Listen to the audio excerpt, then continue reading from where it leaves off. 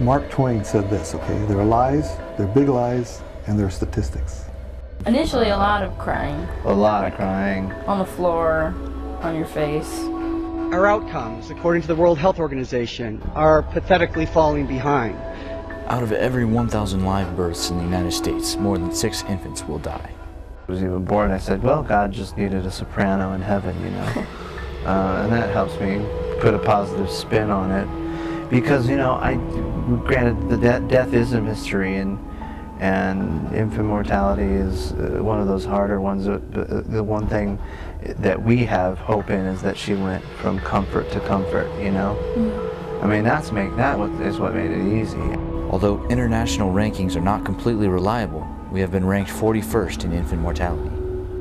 That means in 40 other countries, from birth to 1 year of age, kids live by a higher percentage than they do in the United States.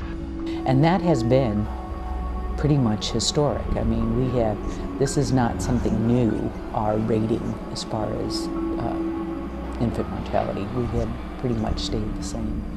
Why? Why has our country not dealt with this historic dilemma? I believe it is not an issue because the part of the population that is most susceptible to having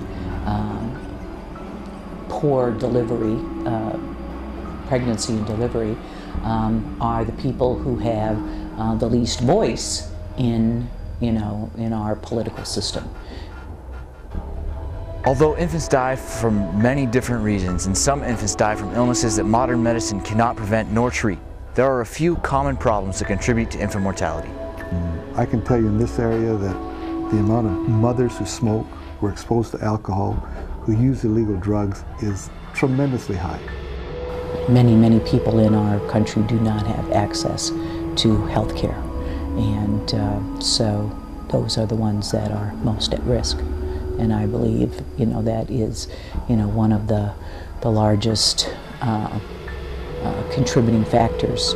Uneducation, not being, educated. The other thing to keep in mind is this, that Americans are not very healthy. Here in America, to place blame on somebody else other than themselves, the doctors will maybe initiate something maybe like a C-section, which is truly unnecessary in a lot of instances, but they're just a lot of times doing that to cover themselves. So what can be done? What can we do as Americans to reduce the infant mortality rate? So I really do believe that education, awareness, funding for not only the teens, but there's also a whole group of individuals between 18, 19 and 25 or so who also have not been exposed to a lot of prevention information either. Number one, people need to be more healthy. Be healthier, be more healthful-minded. They need to prepare themselves before they get pregnant. We don't know how many children die because of, X, Y, and Z.